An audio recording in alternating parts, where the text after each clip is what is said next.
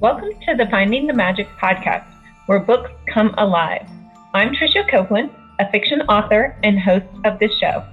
If you love books, finding great reads, and hearing about the story behind the story directly from the authors, this is the place for you. Whether you like fantasy, science fiction, dystopian, or romance titles, I think you'll find something to love in my playlist. Listen in to discover something magical about a book or two today. Welcome, Seth. Yeah, well, thank you. I'm glad to be here. Well, thank you for being here. Today we have author Seth Voorhees. He is a dark fiction author, and I'm super excited to jump in because I have a virus pandemic-y book too. So I can't wait to learn all about yours. Immune is one of the books that you have out. Set us up. What is this about? So, like you said, it's a virus book, dystopian. So it mixes a bunch of things. So my biggest twist with this is there is a little bit of a zombie aspect in it, but the twist is that they come out of the zombie aspect and they remember everything that happened. And eventually through the book, two classes are developed. There's the immune, who are A positive, and those who are A positive blood type are totally immune from the whole virus. They don't get it at all. And then there's the infected, or inflicted is what I decide to call them in the book. And they basically, like I said, they get the virus, they die, they become zombies. They come back though, and they remember everything. And so then their class rebuilds society. And so there's just this constant class struggle between the two of them, and who basically can get the world out of darkness the fastest. A lot of class. Interesting. So when does the book start? Does it start when these inflicted people are coming out of the quote unquote zombie virus state, or does it start before that? No, it starts, the main character is White Tuck. It starts with him. He works in like a residential center, and it's basically picking up right when the virus is starting to get going, and he loses his job. And it just takes the book takes you through kind of the stages of how it develops into that. So the zombie part's more in the middle. It's only a brief part of the book. I didn't want it to be the whole novel. I wanted to incorporate other things. Right. So Wyatt, what's his main goal throughout this story? So his main goal is just pretty much survival. But also so he is immune, so he's A positive. Okay. So he's also trying to keep family members who are not immune safe. So they're just going through the world, and eventually they run into paths with a few inflicted as well. I don't want to give up too much, but they run into one character. Her name is Helen Olsen. She's a secondary character. She's inflicted, and she's actually, when you read the story as a character, you can tell I kind of fell in love with, because she kind of takes over the book for quite a while, which was fun. And is it written in third person or first person? Yes, third person. A third person perspective. Okay. Mm-hmm. And did you do a lot of research, or do you have a biology background, or how did you navigate that? No, I had to wind up doing a little bit of research, because I had no idea really. How it originally first started wasn't even a virus book. It was just about, it was supposed to be a zombie book. Is when I first got the idea was remember when The Walking Dead and Fear the Walking Dead were like at its height. Right. And I was just sitting there thinking, I'd really like to write one, but I didn't want to write a story because everyone was writing them at that point in time. So it's like, I want to do something a little bit different. So that's how it originally started. And then I eventually incorporated the virus aspect later. But I did have to do research a little bit. I got obsessed with zombies watching iZombie. I don't know if you ever watched that series. I don't think I've seen that one. Okay, yeah, it was a Netflix series, and basically, it's a virus. They get infected, and the main character is a doctor, but she decides, okay, well, I can't do normal doctor stuff, so I'm going to go work in a morgue. And but then whatever brain she eats, she gets that person's memories, so she can solve the crime of how they were killed, right? But it goes on for several seasons, so I got on the zombie craze for a while. Yeah, I understand. We all did, right? Yeah. I think it's coming back. It is, though I was disappointed, since we're talking about zombies, with I Am Legend, when it was zombies. I wish it would have stuck with vampires like in the book, but it was good. Yeah. And is this a standalone book, or do you think Yes, there's it is. a sequel coming, or those characters are good, they're happily ever after-ish? No, I've definitely left it open for a sequel. I've played around with some ideas and some thoughts. I thought with the sequel it would probably be with Helen, just because of the way her story arc took place in the book and how there's just a lot more avenues, I think, if I go that direction. But I've yet to really sit down and write it. I've had some scenes here and there, but nothing too concrete. I don't want to write just to write it. I want to wait till an idea actually festers in my brain and won't let go. You know how that is. Right, yeah. And it's what are some major themes in the book? Because you talked about the kind of the clash between these two groups of people. How did you come up with that, or how did you shape that? Oh, so what really took part too was I just was always, so I'm a sociology major, so I just love that whole idea of, how we interact, and that social psychology aspect of how we treat each other and how things can go off the rails, but yet, we have our values and we want to keep our morals, and how do we maintain ourselves in the whole grand scheme of things, especially when the world's falling apart. Like Wyatt, sorry, he I do put in there that he's sober, and so he's trying to maintain his spirituality and positivity while all of this is going on. So I do touch on that a little bit. Also, too, with Helen, her partner is named Tamara, and I just thought it'd be interesting. So they go back and forth with having to hide each other. Like Tamara's immune, and she hides Helen, while the immune kind of have control, and so she has to hide her to keep anyone from finding her, and then eventually the inflicted take over, and then the roles are reversed. Helen has to hide Tamara while also having a high end job in the government, and so basically she's doing double roles of, I have to have war against the immune, but yet I'm hiding my partner Oh, yeah. in the house and can't let anyone know. So I just wanted to go through a lot of that morality aspect with the characters. Those are so nuanced and so hard to think about. Like, usually when I start thinking about things like that, my brain overloads, and then I'm like, I can't do it anymore. So I always applaud people that, like really dig into those issues and themes. Because then I go down a rabbit hole and I get depressed and I have to leave.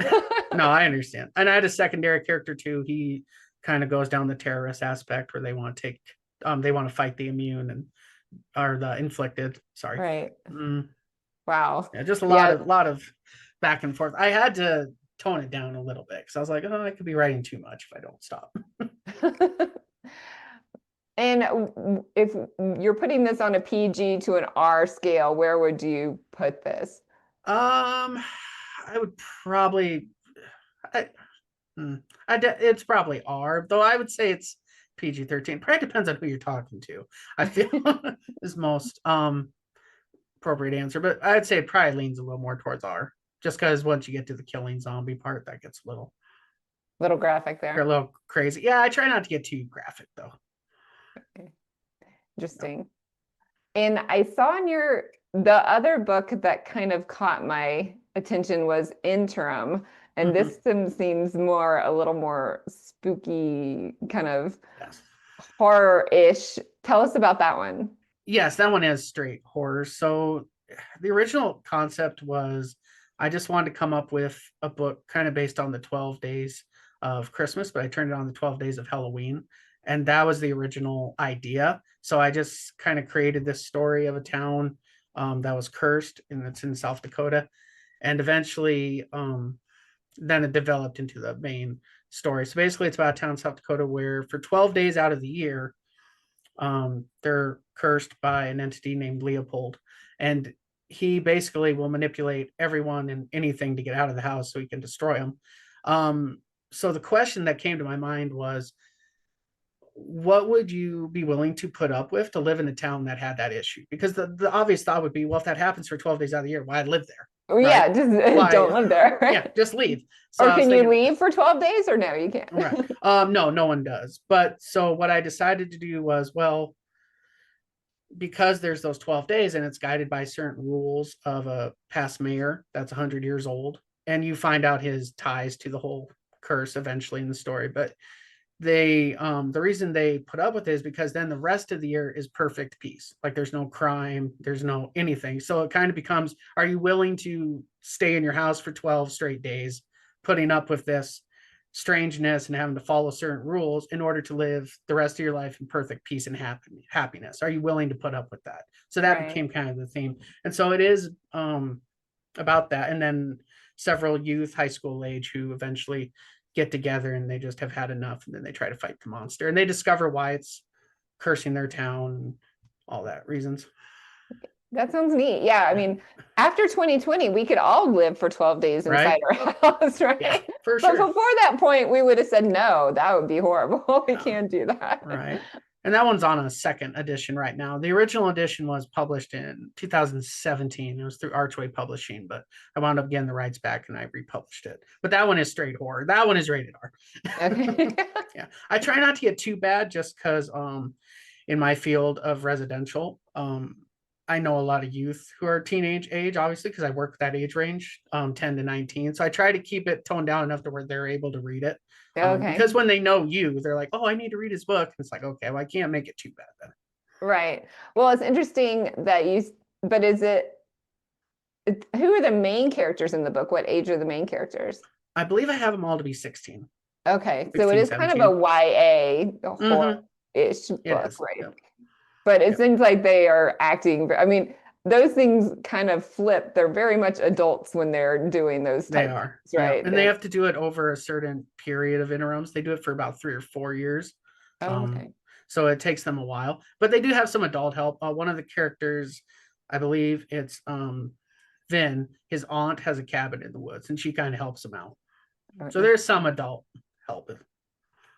And have you always written, or how did you decide to become an author and jump in? So yeah, my love for writing started when I the Goosebump books.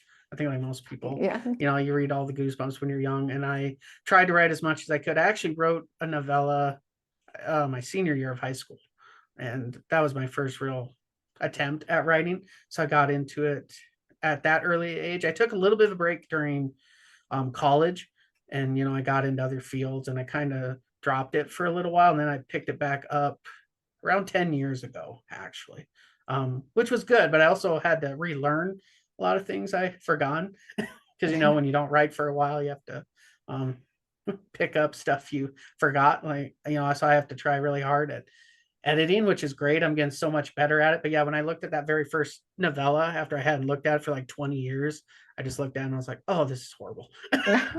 Well, it's just run-on sentences, and there's like third person perspective, first person, second in like one paragraph, and once it's like, okay, what were you doing? Well, your high school self, Right. Yeah. We'll give him credit because that's, an achievement in itself, right? That's right. Yeah, well, very Stephen King-ish. I think I saw on your list you have 2 more books, Midglow and Question 17. And Midglow seems like a little bit different from your other books, like a historical fiction. That one is, yep. It's based in the 1940s, right around Pearl Harbor, like right when we're about to enter World War II. So yes, it's about a group of bank robbers, and they eventually discover that all of the banks they've robbed is all the money's owned by the same person. And that person winds up extorting them, basically saying like, you can either go to prison or you're going to work for me. And so the main character's name is Philip. He agrees. And so they start doing these odd, really weird jobs, and he winds up doing them in a hotel. The gentleman who owns the money is Dr. Dracoon, and he owns the hotel, but Philip starts doing a lot of mysterious projects. I don't want to go into great detail because then it ruins the story, but just a lot of strange things. And it becomes this mystery of, well, why is he here? Especially because he's European and the war's going on.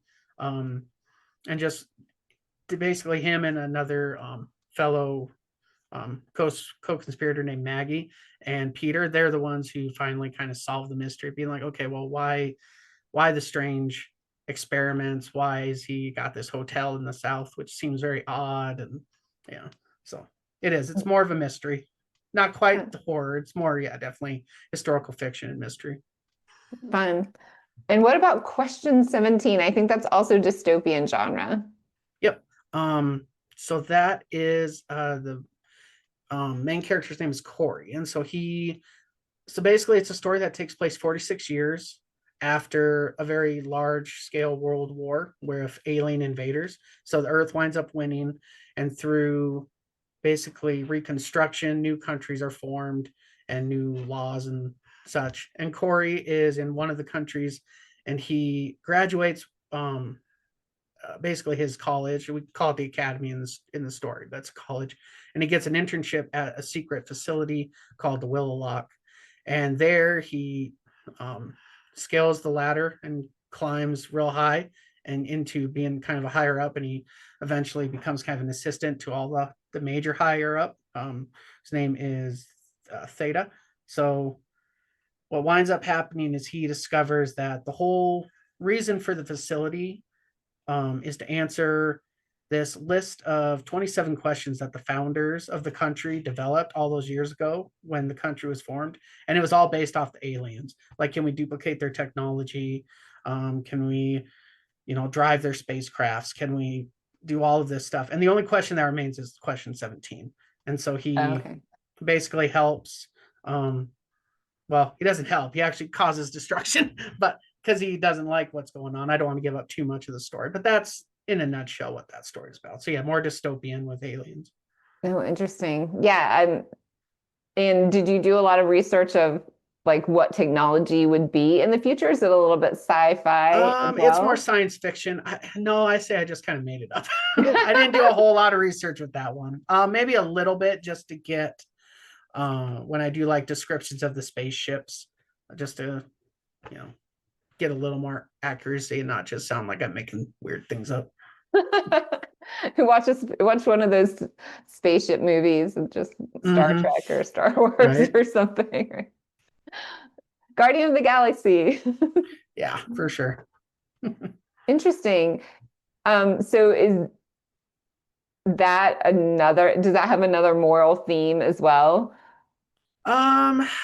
Maybe a little bit. I would say probably just what are you willing to deal with before you feel like yourself is corrupted a lot, and you can't go on. I'd say more of that morality part goes with the character Gwen, who is a spy for another country, and so she's has to do a lot of manipulating and a lot of just figuring out how to play the game, and while also she doesn't like having to be.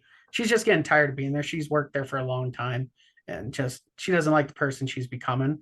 Until eventually she meets Corey, and then she realizes the mission could be over soon. So that kind of sparks her interest back into the mission.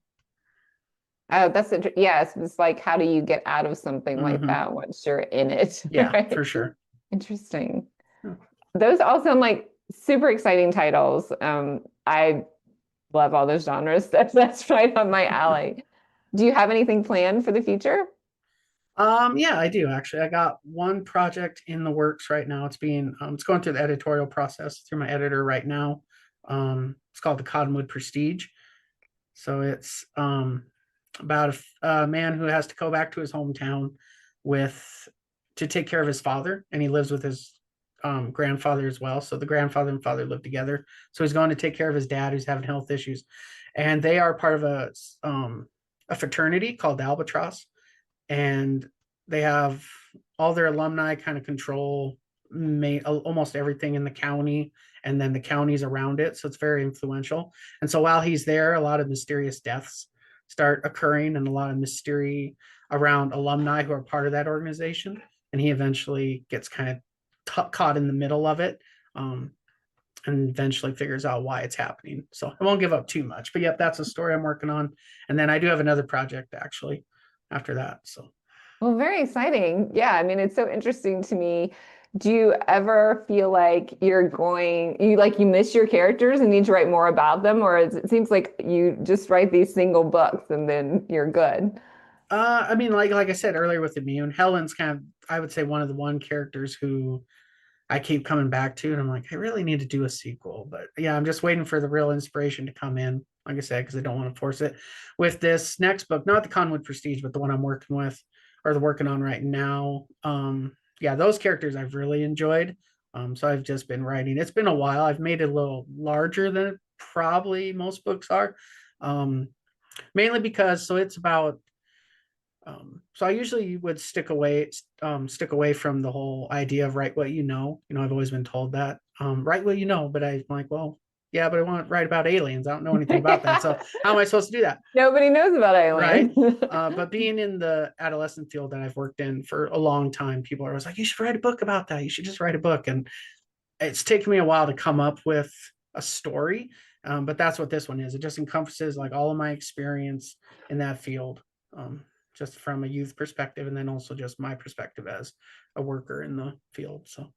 And have you made it dark, or is it? It's very dark. Oh, okay. It's dark. So basically, it's about the main character's name is Turner, and he goes through some family grief and issues. I won't go into detail, just because it'll ruin the story if I give up too much. But eventually, he gets another job in a town where the whole reason it exists is because of a facility there, and that's where he gets his job. And eventually, you find out that the people who run it and this very diabolical creature, the whole reason it was all constructed was to feed off their emotions, the youth's emotions and their trauma, and it keeps the evil force alive, basically immortal, and it just ties into that. Oh, interesting. So another horror, sort of. Another horror. This one's horror. Yeah, this one's horror. Fun. Yeah, I have struggled with my pandemic book, because really in my pandemic book, they're not in the pandemic, like they're in the so their families are in the military, and they're able to send the two main characters, they're kids, they're like 15 and 17, so upper YA, but send them to like a desert community to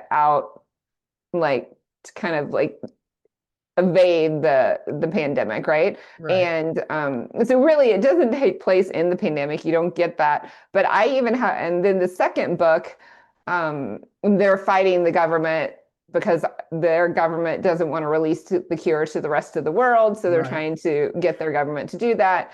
But I can't even wrap it up now. Like, I'm like, how do you, I know how I want to wrap it up, but I can't even go back there because I don't even want to think about 2020 anymore. So I know, I don't blame you there. I get too emotional about it. Yeah, exactly. I think that's the way I am too with thinking about a sequel for Immune. I'm like, well, I don't want to go in too far into that world and touch on everything I already touched on.